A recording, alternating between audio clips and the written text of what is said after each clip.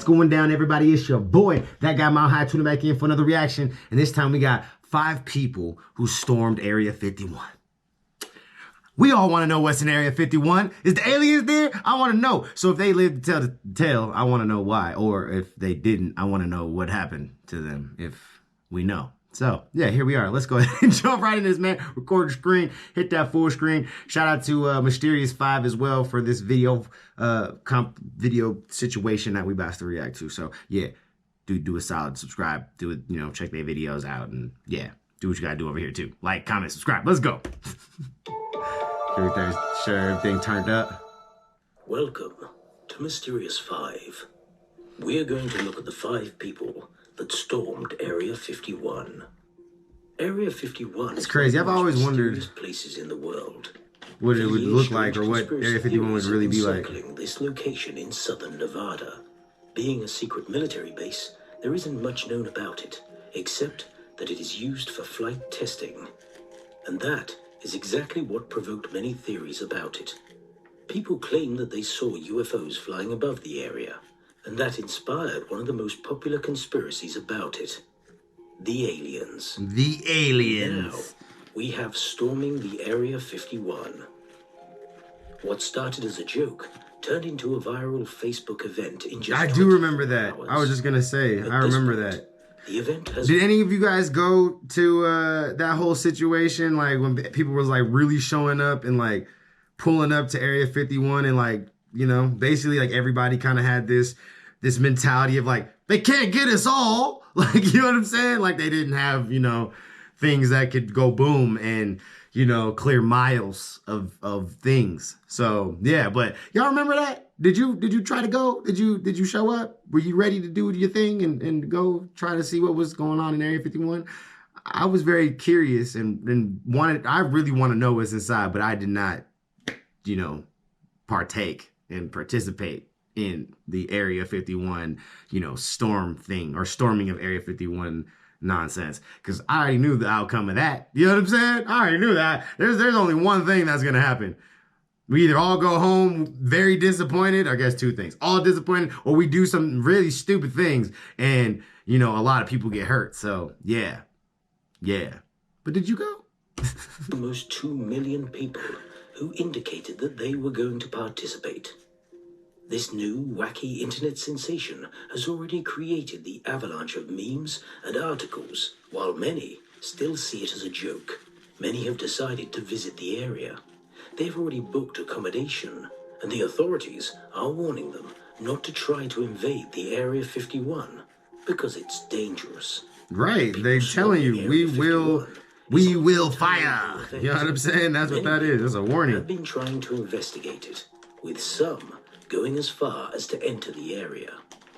In this video, we'll be covering the stories of people who got in, as well as why it may not be a good idea for you to try it. I wonder if anybody's gotten like blasted at, you know what I'm saying? YouTubers are making our lives easier by filming everything they see. That is why we must thank another YouTuber for storming Area 51. Josh Azura visited Area 51 3 years ago. Alright, as far as we are able to understand, he was fascinated by the area, and that is what brought him there. When he approached the gates, he could also notice guards, but only in the distance. He described the site as the desert, with fields and cows and mountains.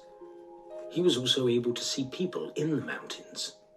Azura also explained that he was feeling eerie the whole time.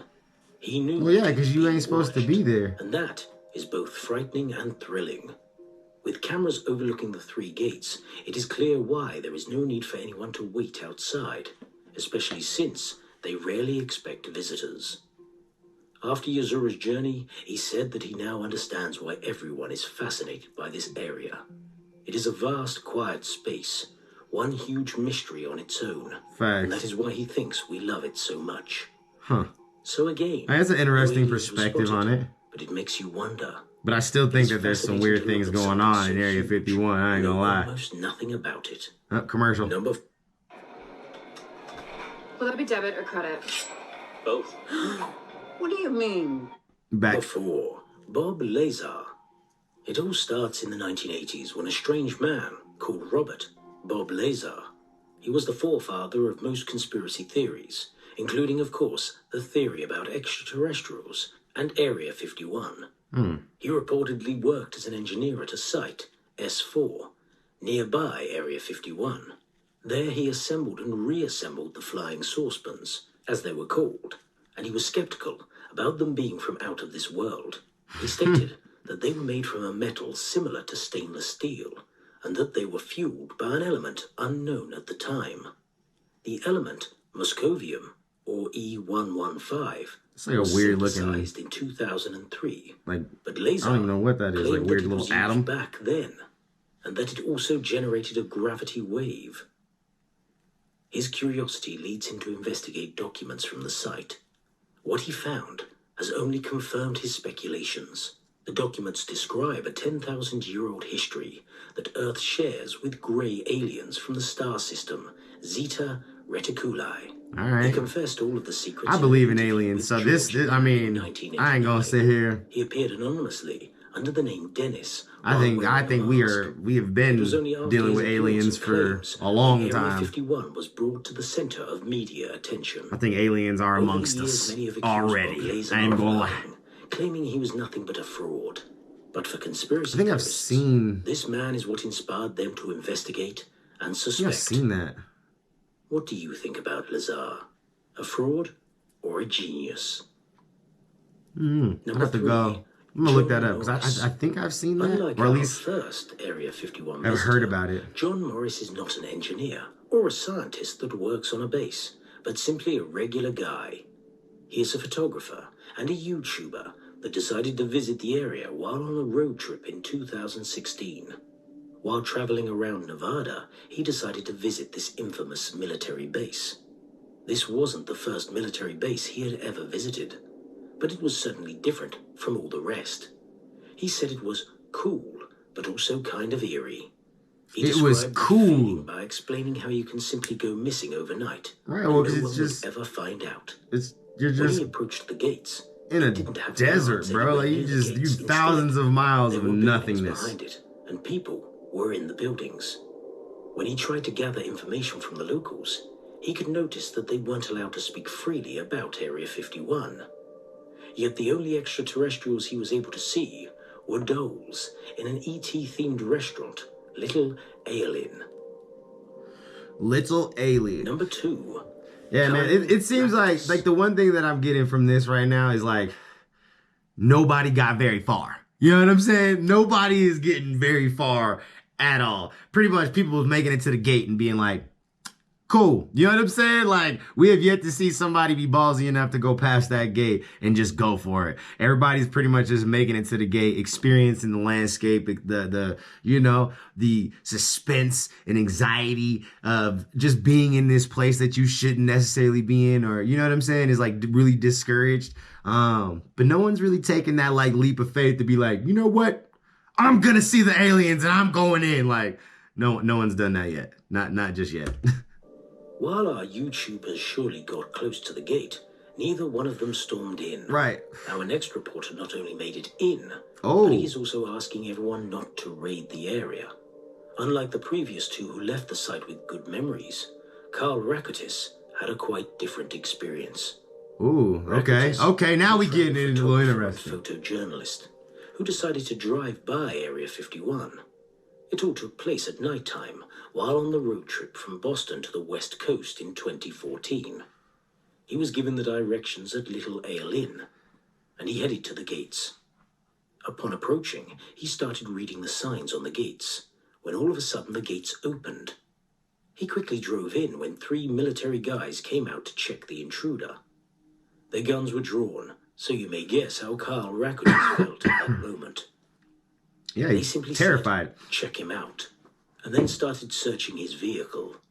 Kyle, terrified as he was, said that he couldn't get a good look of Area 51 since it was late at night. He, however, thinks that area starts far beyond the gates. In the distance, he was able to see the lights, which he thought were the buildings. The guard then wrote his license plate number, sent Rakitis away, and then they closed the gates. Rakitis now remembers his trip. Hey man, we're gonna go ahead and we're gonna search your shit. We're gonna go ahead and take your license plate. Let me get your information, you know what I'm saying? Take your ass on home, all right? We catch you back in this motherfucker again. We got you. We know, we know, all right?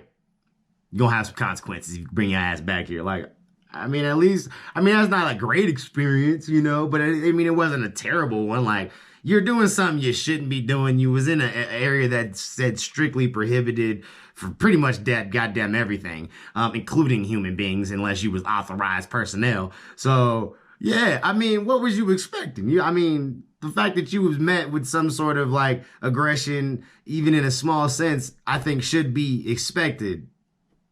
You know, just saying. I feel like that's common sense. There's a little logic right there. But yeah, let's continue. The most frightening one ever. He was scared for his life.